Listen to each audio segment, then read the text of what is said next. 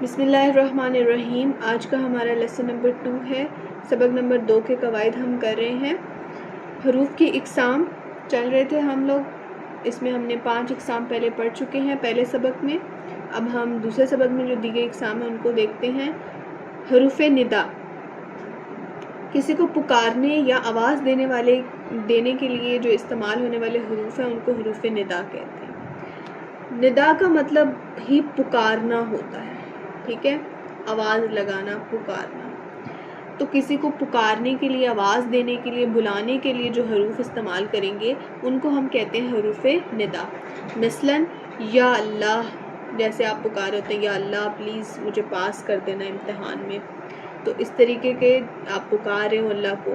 اے، اجی، اکثر جو ہے عورتیں کہتے ہیں اجی سنیے، او، ابے وغیرہ، یہ بھی حروف ندا ہیں، ٹھیک، کسی کو بلانے کے لیے۔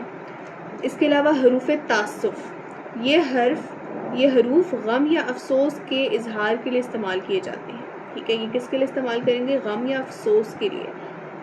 فار ایگزامپل، اے ہائے، افسوس، حیف، وائے، ہائے، اف، یہ سارے جو ہیں حروف تعسف ہیں، ٹھیک ہے۔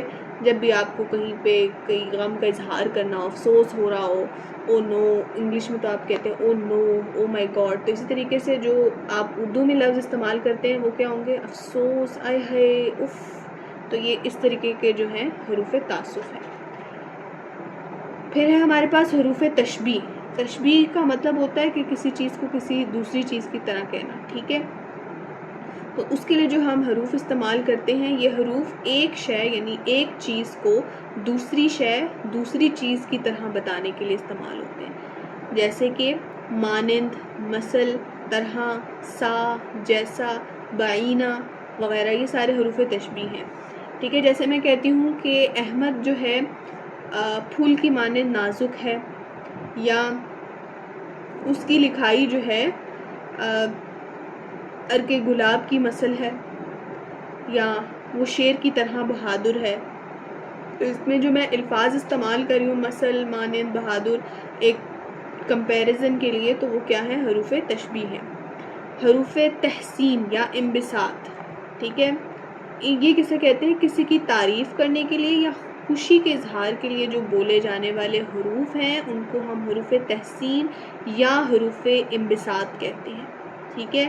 مثلاً سبحان اللہ، شاباش، بہت خوب، واہ واہ، مرحبا، اس طریقے کے جو ورڈز ہیں، اکثر آپ جب کسی کی تعریف کرنی ہو یا بہت خوش ہو رہے ہوں یا کسی کے کام پر آپ نے اس کو مبارکباد ٹائپ دینی ہو، تو اس کے لیے ہم یہ اس طرح کے لفظ استعمال کرتے ہیں۔ اس کے بعد ہے حروف نفرین۔ نفرین سے ہی آپ یاد رکھیں نفرت، ٹھیک ہے، کسی کے نفرت کے لیے جو کسی کے لیے استعمال کیے جاتے ہیں، نفرت کے اظہار کے لیے، نفرت یا ملامت کے اظہار کے لیے، تو ان کو ہم حروف نفرین کہتے ہیں۔ مثلاً تف، لعنت، پھٹکار، ہزار لعنت، اختھو وغیرہ، اس طریقے کے جو ورڈ ہیں، یہ کسی کے لیے جب آپ کو بہت زیادہ کسی کے ساتھ نفرت ہو تو آپ اس کے لیے استعمال کرتے ہیں، ٹھیک ہے۔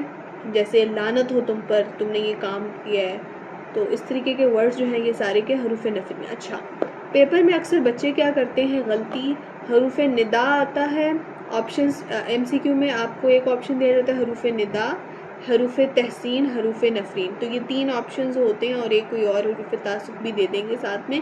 تو انہوں نے پوچھا جو ہوتا ہے وہ کیا ہوتا ہے کہ یہ ان میں سے آپ کو مثلاً کے آپشن میں سے ابے کون سا حرف کی اقسام ہے نا، یا کس سے بلانگ کرتا ہے، ابے، تو بچے جو ہیں، بچوں کو ندا والا یاد نہیں رہتا ہے، بچے سیدھا دیکھ کے جو ہے نا یہاں پہ تحسین یا نفرین کی طرف چلے جاتے ہیں، زیادہ تر انبساط کی طرف چل جاتے ہیں یا تحسین، ٹھیک ہے، اس کی طرف چل جاتے ہیں آپشن۔ تو آپ نے ندا کو یاد رکھنا، حروف ندا پکارنے کے لیے ہیں، حروف تحسین یا انبساط جو ہیں خوشی یا تعریف کے لیے ہیں، حروف نفرین نفرت کے لیے ہیں، تعسف جو ہے غمی اور افسوس کے لیے، ٹھیک ہے۔ اب ایک نیچے انہوں نے کہا ہے کہ نشاندہی کر کے جملے بنائیں، تو جملے آپ خود بنائیں گے، میں آپ کو بتا دیتی ہوں کہ کون سے حروف ہیں۔ تف، تو تف ہم نے ابھی پڑھا تھا کس کے اندر؟